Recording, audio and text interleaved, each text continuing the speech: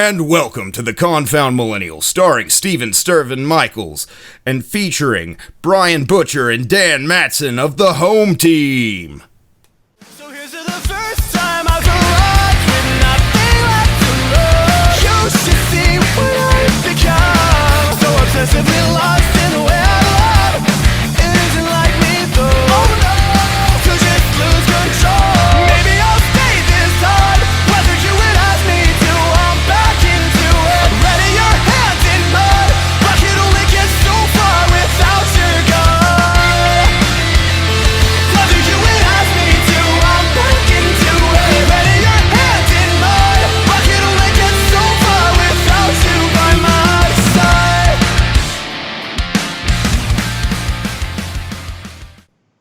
What's up? What's up, guys? Not much. I'm Brian, the singer of the home team.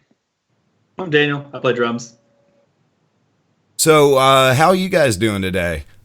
You were talking about it being a lovely day up where you guys are at. Yeah, honestly, it's super sunny, which is kind of strange for being up in Seattle. Yeah, it's beautiful, but we can't go outside and do anything with it. It's great. Love it. Luckily, I live like right behind a cemetery, so like outside my backyard. I just look and see like a big unfinished cemetery plot, so it's like all green, hasn't been used or anything, and I can walk to it without seeing anybody. So I can like walk outside and not, stay within the social distancing footage and everything. Yeah. For all your peaceful graveyard walks, we all need that. Yeah, it's an old Jewish cemetery. Contemplate the dead. Yeah, we can't, you can't even walk out your front door here because I'm from a tourist town, and everyone from Atlanta is up here right now. Everybody. The cops are trying to chase them off right now. It's such a problem. They shut down a literal mountain. Like a whole mountain is shut down right now. There was over 1,000 people up there. It's nuts. But enough about the Rona. What's tell me a little bit about the home team. Since we got some people that might not have heard of you, even though I've tried to cram down their throats to listen to y'all. Appreciate it. But what genre would you call yourselves? Is this me? Okay. Kind of like pop rock, alternative, pop punk. Definitely more on the like alternative side of the pop punk genre. Heavily influenced by like Panic at the Disco, older stuff like Fall Out Boy and Jimmy Eat World. That's kind of what got us started musically. Now we're from Seattle. We have a record out, put it out in 2018. It's called Better Off.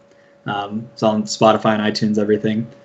We're working on some new stuff at the moment. Obviously not touring right now because no one's touring. Yeah. How long have you guys been a band? You said we started in like 2014, I think, is when we put out our first EP. So the guitarist John and I, we met in like high school and college. Our old metal bands used to play together, and then so we played in a hardcore band together almost 10 years ago called Open Fire. That's where we really like became friends.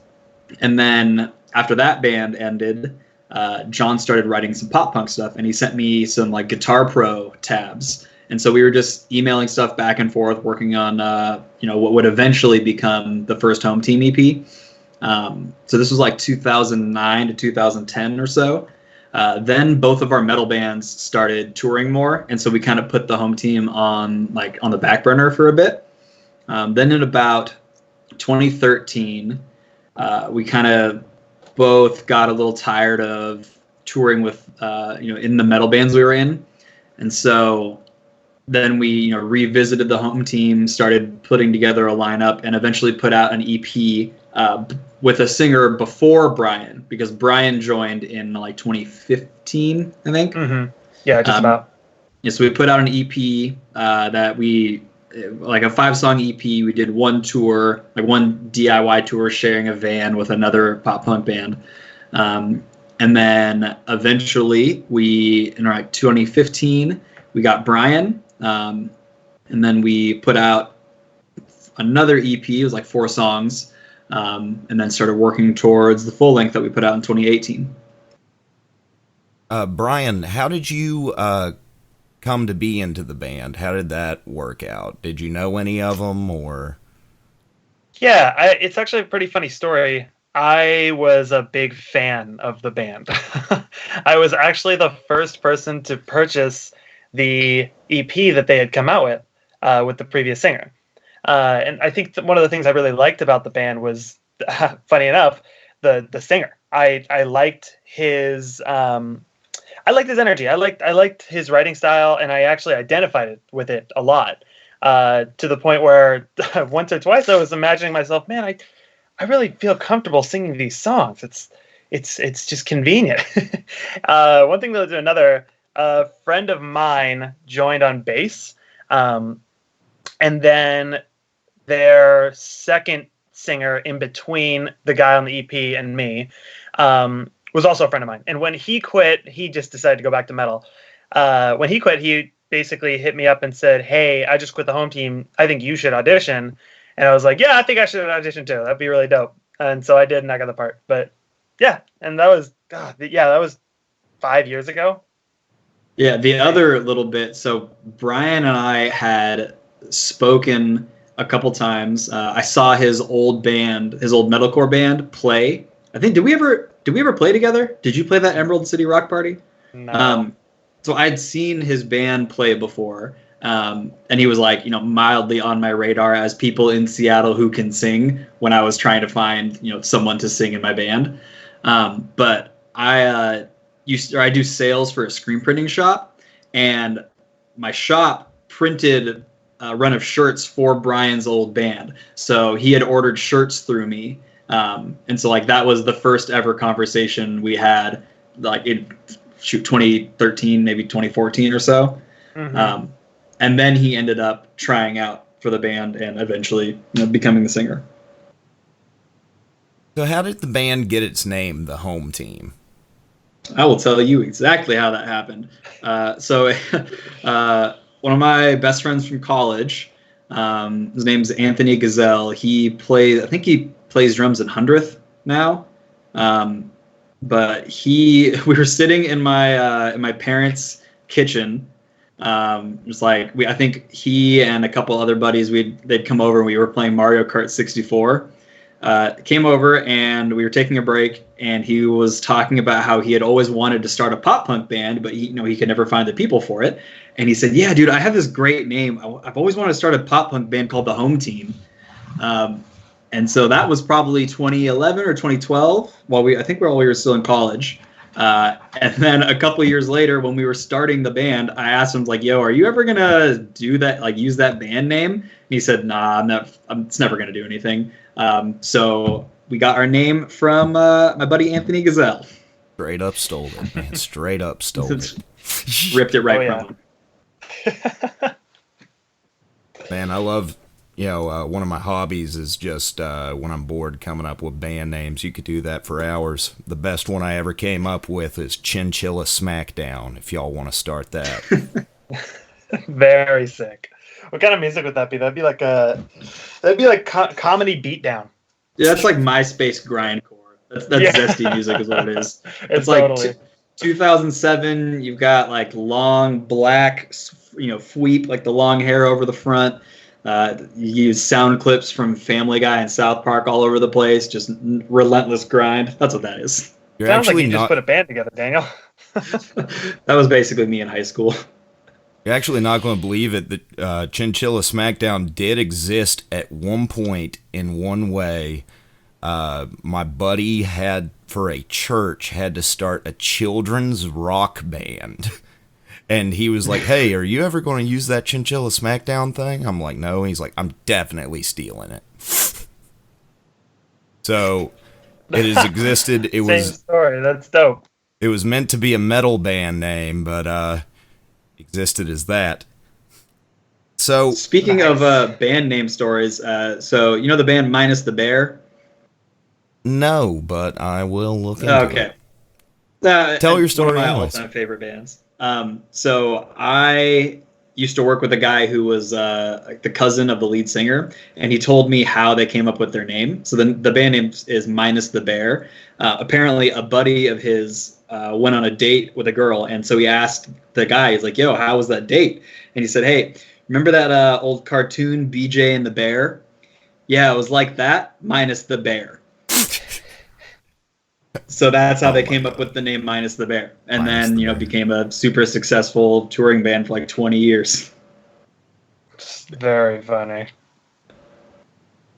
So back to the home team. What is what's each of your favorite songs by the home team? I would, at the moment, I would probably say, it's tough. It's a toss up between the two singles, Fashion Forward and She's Quiet. Fashion Forward is kind of like my baby because I wrote the instrumentals to that, and it's I think it's the only song on Better Off that I wrote all the instrumentals. I had a hand in writing instrumentals for different parts, and then obviously I wrote all the vocals. But that was my favorite song from the beginning of when I was writing it. She's Quiet we wrote actually much later, towards the end of the album creation process. And the reason I love that song is just because it's the most heartfelt, the lyrically. It's one of my favorite songs lyrically. So it's a bit of a toss-up. I would probably have to settle on Fashion Forward, but yeah. What about you, Dan? I think my favorite song on the record is Something to Hold On To.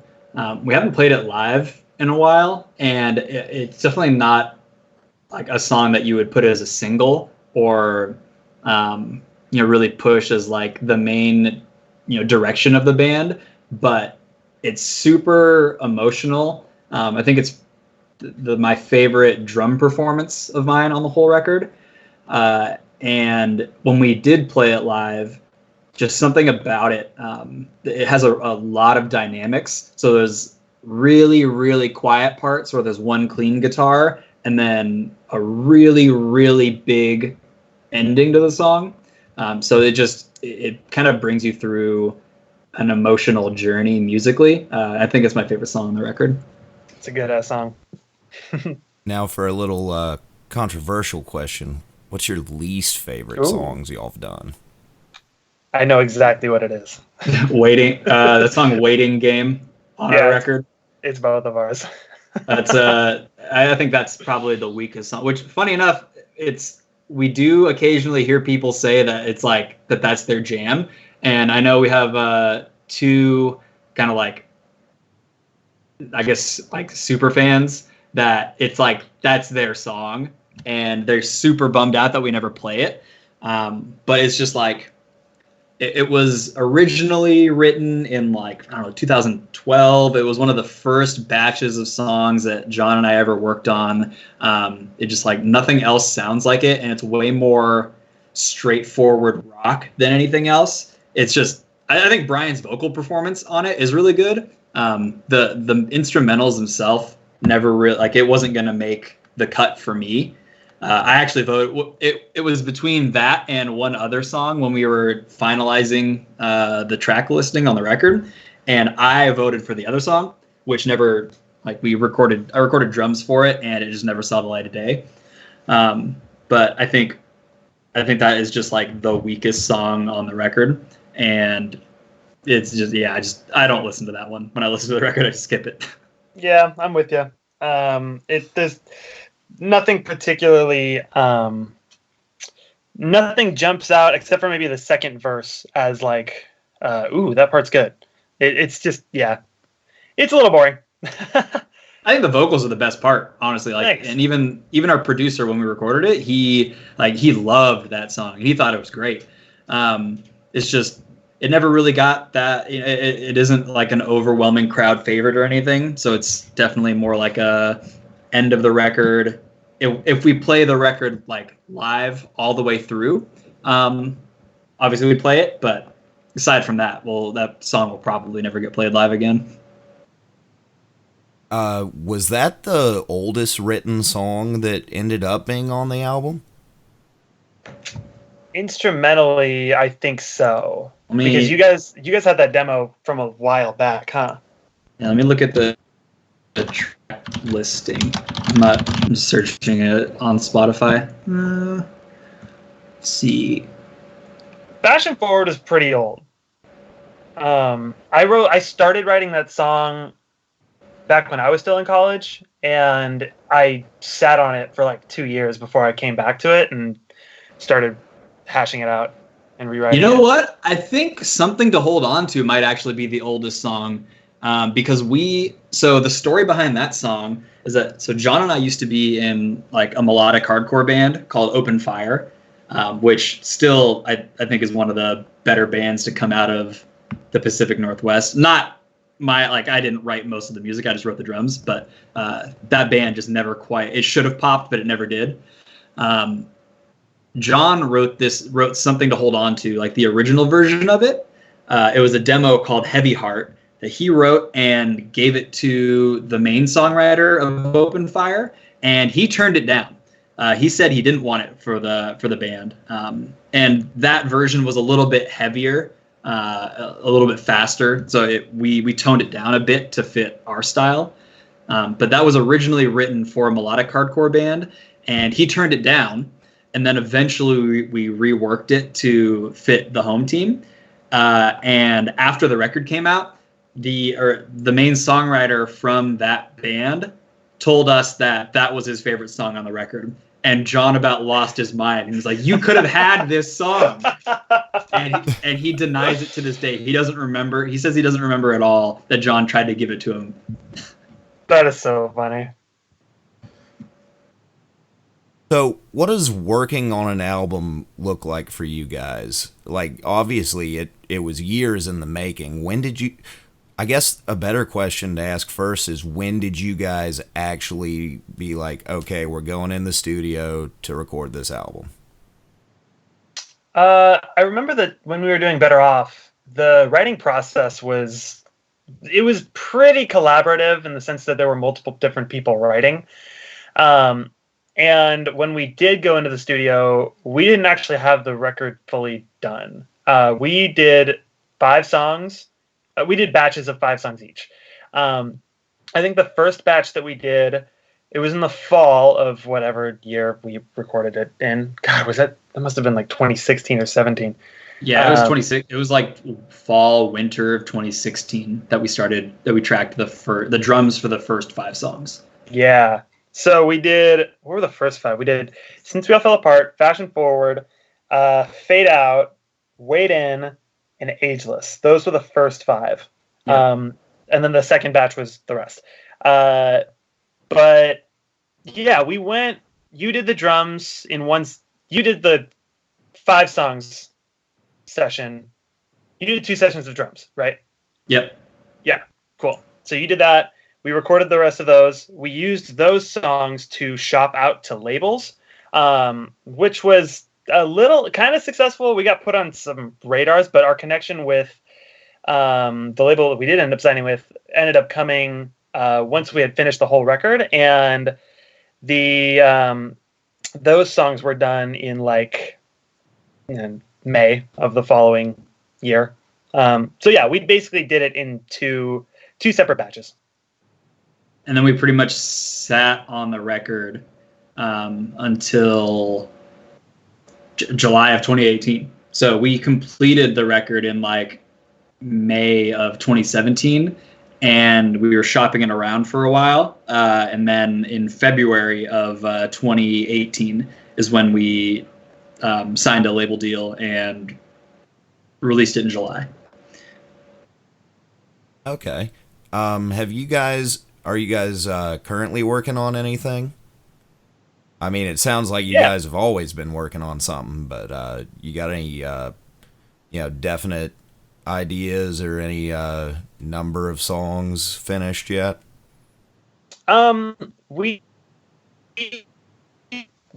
have any definite like deadlines for when we think we're going to be able to release new music. We definitely have new material that we're sitting on. We're not done with the record yet. It's taken a bit, but we're really trying to be much more picky than we were with Better Off. We're trying to say no to more. Or let's rework this. Let's put this together in a different way that'll be a little more cohesive, and we're trying to put more work into it, so it's just taking longer because of that. But we definitely have things that I am really excited for. With Better Off, we pretty much every song was written completely differently. So about 5 of the songs were almost entirely John. He wrote pretty much everything, brought it to me. We like restructured it. Brian wrote 1 song pretty much front to back. Our old bassist wrote 3 songs. He brought them to me and we like restructured them. And then our old guitarist wrote 1 of the songs. So the stuff that we're writing now is John and Brian doing the majority of the work. And then, I do drums and help with structure and whatnot. But now we have pretty much every song is written by the same, core group of like 4 people now. Mm-hmm. Yeah, you can kind of tell, the album Better Off has that audio like variety to it. You can tell that a lot of people worked on it. Yeah, for sure. Yeah, there's for sure like there's songs that are way more in the pop punk realm. Those were the ones written by our old bassist. He was the really big pop punk fan. And then the Fashion Forward, that song kind of stands out as being pretty unique. And that's the one that Brian wrote pretty much front to back. So the new stuff that we're working on is definitely more cohesive to a single sound because we're all working on it together as opposed to one songwriter doing the majority of the song and then giving it to the rest of us and add us like making minor tweaks. Now we're all collaborating together. So everything's much more cohesive. Speaking of being cohesive, I'm going to make this podcast very uncohesive right now because this is the part of the show that regularly my co-host asks his favorite question, and he has begged me that while he is gone to still ask the question. Even though if you're a fan of the show, I'm not looking forward to this. What's your favorite color? I have an insanely generic answer.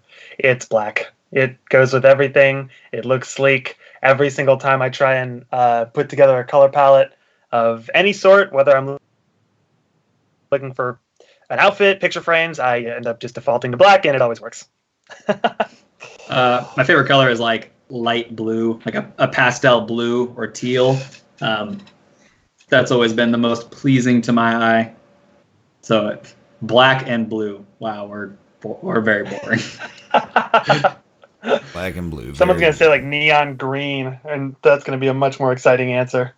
That person's mine. Lying. What? Whoa, that's dope. Neon green, brother. Neon green all the way. Nice. But, so you guys, who's your favorite band that you've played with so far? That's an easy one for me. I think we both know. Is Don Broco. We did 4 dates of their first headline U.S. tour last year. So in September, we got to play 2nd out of 4 on the first 4 dates of the tour. Trash Boat, who was the direct support for the whole tour, wasn't able to make the first 4 dates. So like, I don't know, maybe 3 weeks or a month before the tour started, we got an email and was like, hey, we got room for one more band. I know you guys were trying to get the opening slot, but you guys can play these 4 dates if you want. So we got to go and see them, and and play with them, and that was unreal. That was fucking awesome. It was really dope. 'Cause I had seen them. They had already been one of our favorite bands, like collectively as a band. And I think if you had to ask every member of the band, like for the band to say a favorite band collectively, I can't think of anyone other than Don Broco. That would be our pick. And we had seen them open for, I guess they were direct support for Dance Gavin Dance on the wasn't the Mothership tour. What was Artificial Selection? Yes. Whatever the tour they did with Periphery. Mm-hmm. So we went and saw them. Our one of our managers was doing monitors for Dance Gavin Dance. So we got to go in and see and meet the guys beforehand. And then I saw them like 2 months later at Sonic Temple Festival, which used to be Rock on the Range. So I went and saw Don Broco then, and then a month later we played four dates with them on the East Coast, and that was pretty fucking sick. And they were nice. They were so cool. Not a cool guy band who doesn't talk to anybody else. Yeah. Turns out the guitarist Cy is a huge coffee snob, and that's my vice of choice. So we went and we did pour overs on their bus, and he had a pour over kit with him, and I brought him some specialty beans from Portland that I had from my favorite coffee shop. So it was they were really fucking cool. That was the wildest part, is that they were super humble, really nice, and like they didn't really have any reason to be nice to us. Like we only played 4 dates with them. It's not like we were on the whole tour, but they were super nice the whole time. It was great. What's the deal with Dance Gavin Dance? Everybody that I've had on the show in the past 2 weeks has mentioned Dance Gavin Dance. And I was trying to listen to your music earlier today, and I just threw on YouTube real quick, and it kept suggesting Dance Gavin Dance for me. I'm like, I can't escape this band right now. They are getting really big. They've been around for a long time. I hate to add to the fire of you not being able to escape them, but they are one of my favorite bands of all time. I've been listening to them for a very long time. They have one of the most dynamic and strange sounds, but it's oddly approachable for people who listen to metal. And I would say if you haven't yet, if you want to give them a shot, I love my them. favorite I just album hadn't been able to listen to. Sorry, I like them a lot. I just hadn't been able to listen to a lot of their older stuff yet. Gotcha. Yeah, the older stuff is definitely different from what they've been releasing in the last couple of years, but they are getting way bigger than I ever expected them to get. Yeah, what a weird band to blow up. Like seriously. Yeah, like and the cool. It takes me. One of the cool things about Dance Gavin Dance is that there's like, because they've had 3 different vocalists on record, there's like different eras. So if you go and like, I first found them, when they put out Downtown Battle Mountain, the first record, the first full length. And so that was with Johnny Craig, who for all of his, personal and like all of the issues that he's had and drug problems and shit, vocally, no one could deny that the dude's a fucking maniac. And everything everything he sings on is great, regardless of how you feel about him as a guy. So that is always what is going to be like, I think, my all-time favorite Dance Gavin Dance material, just because it's what I was listening to in high school. But then they had, Kurt Travis for like 3 albums, like 2 or 3, and then Tillian for like 4 now, 5. So there's like totally different eras of the band. So, obviously I've had Dance Gavin Dance stuck in my head. What songs have you guys had stuck in your head the past couple of weeks? In general, like any band? Yeah, like any band. Hell, it could be a commercial jingle. I have a pretty funny answer. All the songs I've been writing. Those are what have been stuck in my head. It's driving my girlfriend crazy. What about you, I Dan? have had our friends in the band Dead Lakes just put out a new single. They just announced that they signed to Sharptone, and they put out a new single called "Close to Me," and that has been stuck in my head for the past couple days. The song is sick. They're great. about to pop off. They're They are going to about to be do the good things. next thing. Who did you say they were? Called Dead Lakes, Dead Lakes. Okay, I'll check them out. and the song is "Close." The number 2 Me. It's very hit. Very hip. Very hip. But the song I've had stuck in my head is "Stan" by Eminem. Where little heads up to my fans out there, we're working on a new parody to release, and all my friends are tired of me going around just singing the chorus to that, the ditto part. Yeah. He's gone For sure. cold. You're wondering why? Yep. Mm-hmm. Oh yeah. Oh yeah. So I know, all tours and stuff are kind of put on hold for the moment, but are there any plans on you guys getting over to the East Coast, maybe Georgia sometime?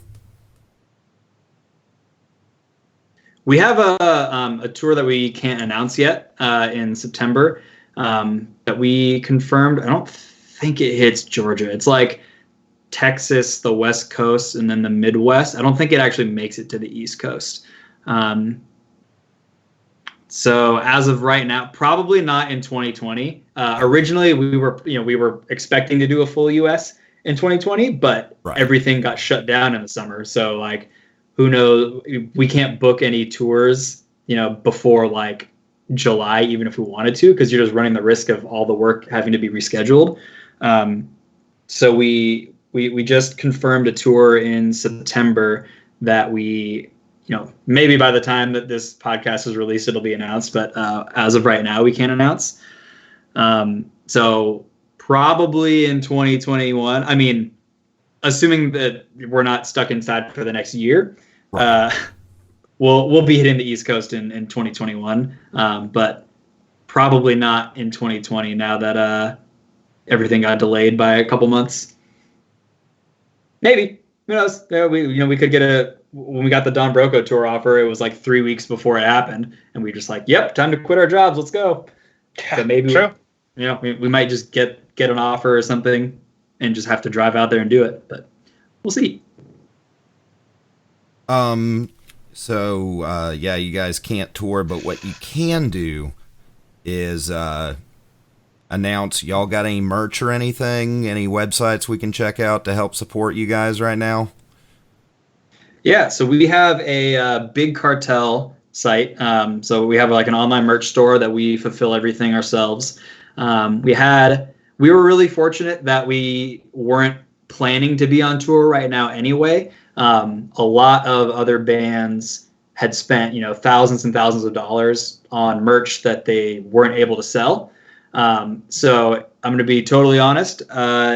If you see a band, if you're listening to this and you see a band that had a tour cancel, you should go buy something from them, because lots of those dudes and girls quit their jobs, were planning on that income. Like, the music was going to be their main source of income. And then a lot of those people also work service industry jobs, which are now all being canceled. So those people definitely need your money a lot. That said, if you love our band and want to help support us, that would be fucking rad too. We have a merch store. We actually just launched a pre-order for 500-piece puzzles with our album art. So we're doing to keep yourselves occupied in quarantine time. We have some puzzles that we're about to ship out. But yeah, I'm sure we'll be able to put like a link in the description or something for this podcast to the merch store. I was so bummed I lost my job due to all this the day y'all announced the puzzles, and I was so excited. I was like, I'm gonna get me a damn puzzle. I'm like, nah.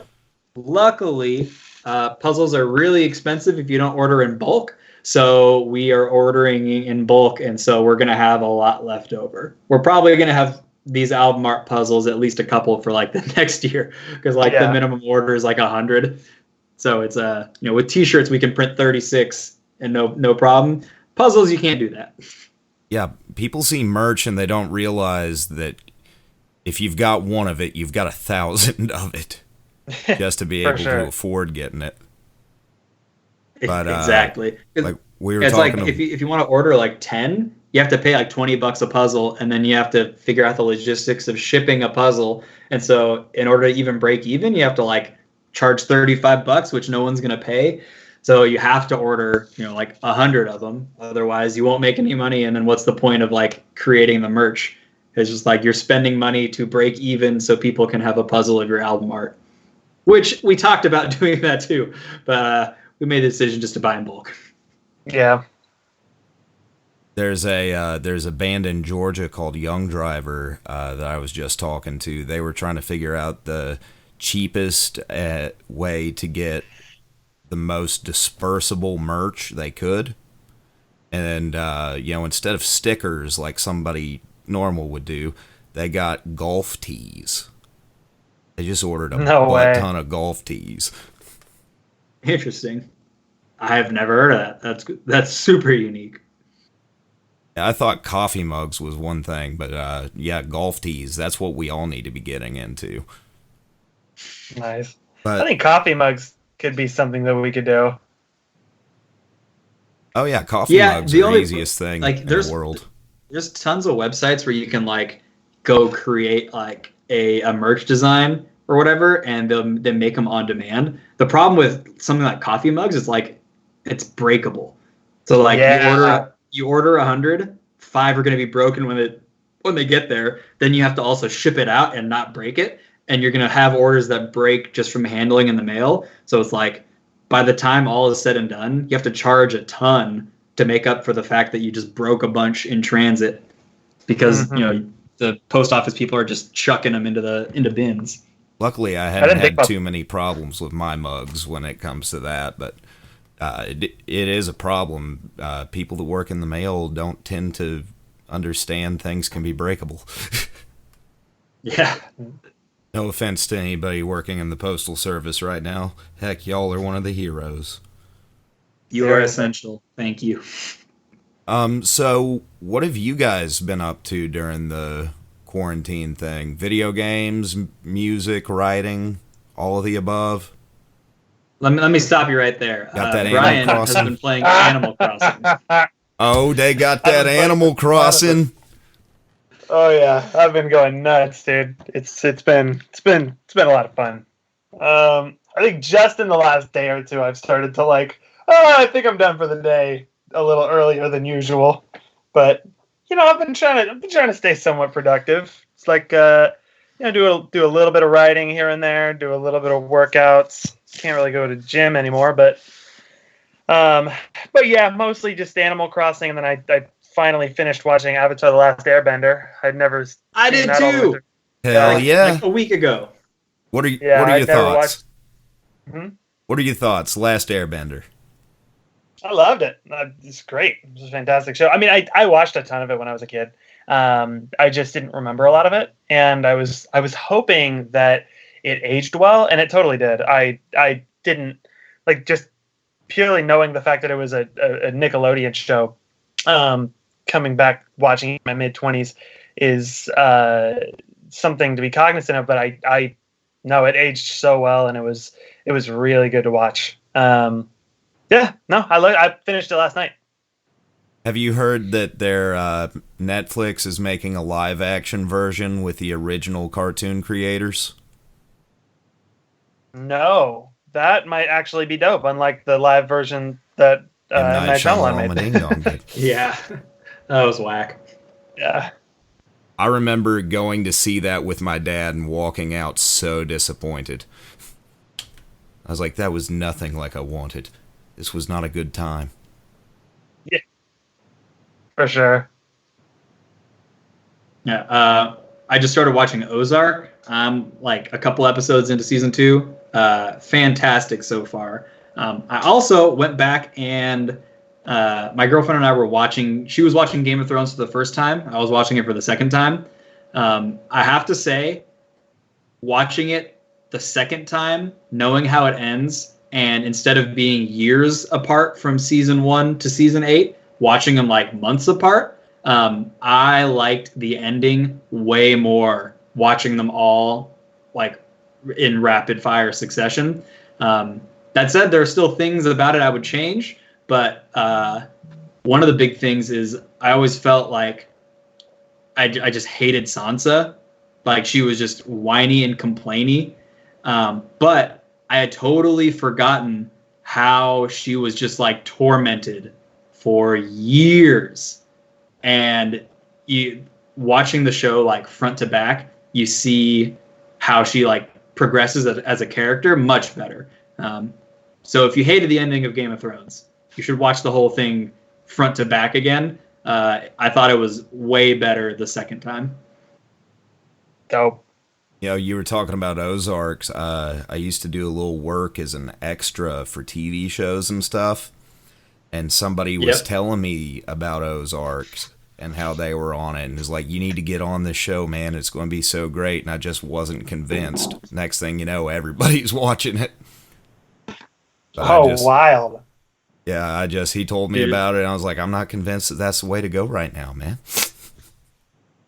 Dude, it's great. It's like the people who created Ozark watched Breaking Bad and then just said, okay, we're gonna trim the fat a little bit. It's like Breaking Bad, but instead of 12 episodes to finally, he starts cooking meth, it's just like shit happens right away. It's great. I know this is a weird transition, but I had talked to somebody, Lauren Babick from Red Handed Denial, about one of her songs, and she said it was inspired by Breaking Bad. When you guys are writing music, do you ever get inspired by like TV shows or video games that you're watching, or is it all life experience? Because when I used to write stuff, I never would have thought about writing based on a TV show I'm watching. It's funny. I guess I could say melodically, yes. Lyrically, not as much. I used to be in a band that was like a progressive metalcore band, and I definitely had a lot of liberties as far as what I could write about. And a lot of that could have been inspired by different media that I was digesting, but today, lyrically, it's definitely life experiences that I try and write about the most. But thinking about like what inspires somebody to write, I have definitely had some inspiration come from melodically thinking of different melodies and thinking of different tunes. And what's a good example of something that has really good music? I don't know if you've ever played the Dark Souls games, the franchise. That's probably my favorite. Dark Souls 3 is probably my favorite game of all time. And that game has some insanely cool music. And listening to different applications of music like that can definitely open your mind as far as what you can come up with when you're writing tunes. When I'm sitting at my computer thinking about what melody I'm going to put over a certain song. I wouldn't say anything is directly inspired by any TV that I've ever written, but there's definitely pieces of inspiration that come from media, for sure. Is there any song you've written that sounds like it's about one thing, but when somebody asks, you're like, oh, I was completely thinking about something else? Probably every single song I've ever written. Every song you've ever written. My favorite is I'm gonna say what I think it is or what I thought it was, and I'm gonna let Brian finish it off. So in our song "Fashion Forward," there's a song, or the one of the opening lyrics is, "So I'll watch you on that stage with that pretty little frame." Thought it was about a stripper, right? So I thought it was about a stripper. Brian, why don't you enlighten us to what it's really about? Oh my God, I don't even want to talk about it, but I will. I had a crush at the time. That's what the song was about. And I will say, to start, that song is very exaggerated to what was happening in real life. In real life, it wasn't a whole lot of emotion. I could say, but no, it was a girl who happened to sing in the a cappella team of my college, and I was at a concert of theirs, and that is where that line comes from. Really sounds like a stripper. I know, but that's Which the is whole great. point. Like, as I said, like that that whole song is incredibly exaggerated. Because I was inspired by a song by a band called I the Mighty. That used to be one of my favorite bands, and they had they had just released a record, and there was a song on it that was like really flirty, and I had never written like anything remotely flirty, and that was the best piece of inspiration for me. So I wouldn't necessarily say it's about any one particular thing, but it's definitely inspired by it on the note of inspiration. But yes, for that line in particular, no strippers involved. And talking about fashion forward, the music video, I have one big question. How the hell did you get those cats to stay up there? Smoke and mirrors, baby. Smoke and mirrors. Someday we should put together. I'm sure we have enough B-roll footage from that we should put up like a making of the video thing, because we get asked this a lot. So for people who don't know, the music video is basically we had just done a photo shoot in my parents' basement where we were practicing at the time, and we had lights set up to be like a kind of a pink and blue background on a big white like backdrop. And so our label came at us and was like, hey, so we're going to release this song. Do you guys have a video for it? And we were like, nope, we have not done anything. I thought we were just putting it on Spotify. And they said, nope, we need something for a streaming video. So we came up with the idea of putting an orange cab and head right in front of the backdrop, angling the camera so that you couldn't see the floor. You could only see like the top half of the cab and the head in the background. And then putting my two cats on top of the amp and trying to get them to sit there and, you know, jump off and do stuff, and have the whole video be about my cats. Getting them to stay there was the easiest part, because once you got them up there, they would just sit down and not do anything. Like, for anyone that has cats, you know that the second you want a cat to do something, they refuse. Like they will be the most playful, energetic things. They'll run around the house. They'll play with you. They'll play with toys. But the second you pull a phone out to film them, they just stop. They'll just sit and stare at you. It's just how they work. So what we did is there's one section in the video where if you really pay close attention, you can see my hand come into the frame. I'm like crouching down behind the amp, lifting the cats up so that it looks like they're climbing onto it, but really I'm underneath them, like pushing them up, and then they grab on and like climb up the amp. Then the second we got them up there, we had 2 or 3 people like throwing treats on the ground and like shining a laser pointer, just trying to get them to move or like jump off or do anything. Because as soon as they get up there and get comfortable, they just sit and don't move. So we got them to like, eventually got enough footage of them jumping off and doing stuff for Brian to go and edit it all together to make it look like they were jumping up and down and climbing up and everything. But yeah, the real hard part was getting them to get off. All right. Just I keep thinking about trying to do that. I got identical looking cats, and I couldn't imagine them ever going along with it. Like, I'm just surprised they would sit on the amp at all. I was like, mine would be all the way over there. But is there anything else I haven't asked that you guys would like to talk about the band before I move on to our final, most important question of the day? Not that I can think of. No. Nah, man, we've covered a lot. All right. So we ask every guest this, and I ask you to stick with me here and really just, close your eyes and take an adventure. You're in a pool, and you're up to your shoulders in snot. A pool full of snot. Next thing you know, a buddy runs up to you with a bucket full of pee and throws it at your face. Do you duck or do you take the bucket? You take the pee, easy. Yeah, hands down, take the pee. Take It's not the the first pee. time. It's not the first time I've had pee in my face. It certainly won't be the last. It certainly won't be the last. You ever been on tour, baby? I don't get that. Everybody says pee, man. I used to work in the septic industry. You couldn't pay me to do that again. Oh my gosh. Yeah.